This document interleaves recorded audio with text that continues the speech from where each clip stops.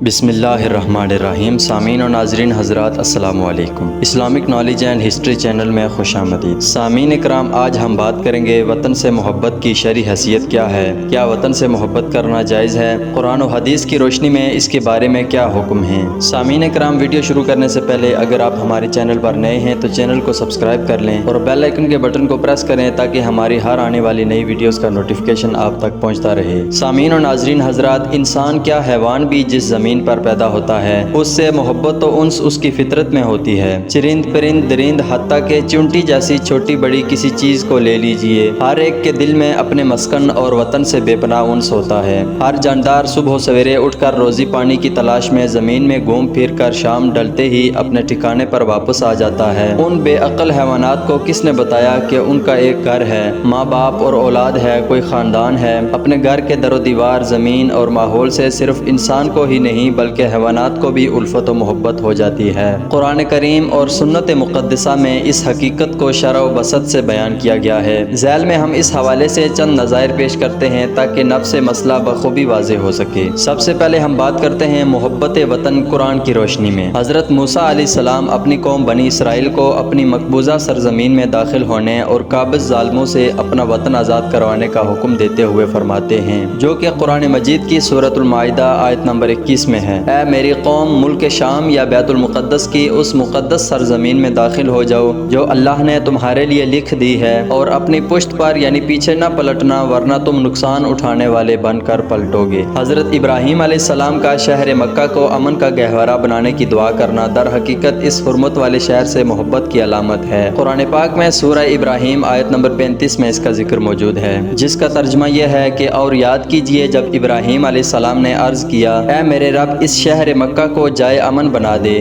اور مجھے اور میرے بچوں کو اس بات سے بچا لے کہ ہم بتوں کی پرستش کریں۔ اپنی اولاد کو مکہ مکرمہ میں چھوڑنے کا مقصد بھی اپنے محبوب شہر کی آباد کاری تھا۔ انہوں نے بارگاہ الہی میں عرض کیا، جس کا ذکر سورہ ابراہیم آیت نمبر 37 میں موجود ہے، جس کا ترجمہ یہ ہے کہ اے ہمارے رب، بے شک میں نے اپنی اولاد اسماعیل علیہ السلام کو مکہ کی بے آب و گیاہ وادی میں تیرے حرمت والے گھر کے پاس بسا دیا ہے تاکہ وہ نماز قائم رکھیں، پس تو لوگوں کے دلوں کو ایسا کر دے کہ وہ شوق و محبت کے ساتھ ان کی طرف مائل رہیں اور انہیں ہر طرح کے پھلوں کا رزق عطا فرما تاکہ وہ شکر بجا لاتے رہیں۔ سورہ توبہ کی درج ذیل آیت میں مساکن سے مراد مکانات بھی ہیں اور وطن بھی ہے، جس کا ترجمہ یہ ہے کہ اے نبی مکرم، آپ فرما دیں، اگر تمہارے باپ دادا اور بیٹے بیٹیاں اور تمہارے بھائی بہنیں اور تمہاری بیویاں اور تمہارے دیگر رشتہ دار اور تمہارے اموال جو تم نے محنت سے کمائے اور تجارت و کاروبار جس کے نقصان سے تم ڈرتے رہتے ہو، اور وہ مکانات جنہیں تم پسند کرتے ہو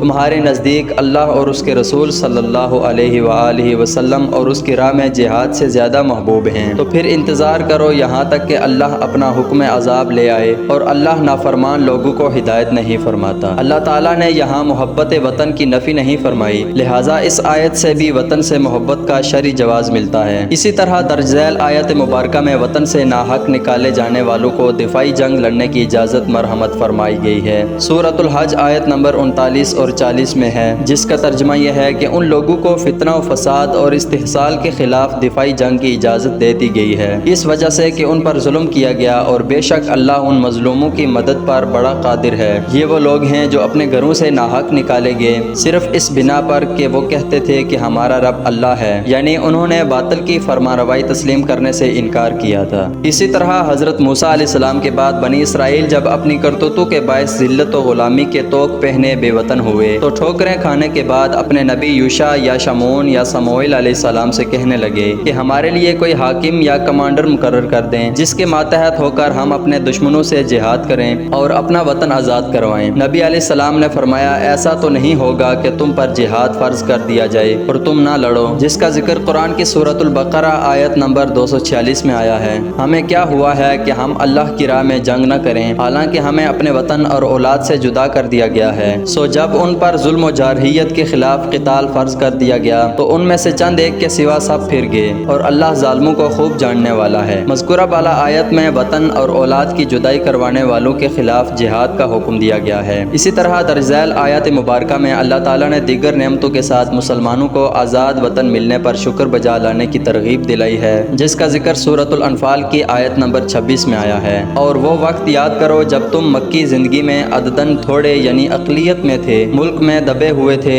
یعنی معاشی طور پر کمزور اور استحصال زدہ تھے، تم اس بات سے بھی خوفزدہ رہتے تھے کہ طاقتور لوگ تمہیں اچک لیں گے، یعنی سماجی طور پر بھی تمہیں آزادی اور تحفظ حاصل نہ تھا۔ بس ہجرت مدینہ کے بعد اللہ نے تمہیں آزاد اور محفوظ ٹھکانہ وطن عطا فرما دیا اور اسلامی حکومت و اقتدار کی صورت میں تمہیں اپنی مدد سے قوت بخش دی اور مواخات، اموال غنیمت اور آزاد معیشت کے ذریعے تمہیں پاکیزہ چیزوں سے روزی عطا فرما دی تاکہ تم اللہ کی بھرپور بندگی کے ذریعے اس کا شکر بجا لا سکو۔ درج بالا میں مذکور 7 آیات قرآنیہ سے وطن کے ساتھ محبت کرنے، وطن کی خاطر ہجرت کرنے اور وطن کی خاطر قربان ہونے کا شرعی جواز ثابت ہوتا ہے۔ سامعین کرام، اب بات کرتے ہیں وطن محبت احادیث مبارکہ کی روشنی میں۔ احادیث مبارکہ میں بھی اپنے وطن سے محبت کی واضح نظائر ملتی ہیں جن سے وطن محبت کی مشروعیت اور جواز کی مزید وضاحت ہوتی ہے۔ حدیث، تفسیر، سیرت اور تاریخ کی تقریباً ہر کتاب میں یہ واقعہ مذکور ہے کہ جب حضور نبی اکرم صلی اللہ تعالی علیہ وسلم پر نزول وحی کا سلسلہ شروع ہوا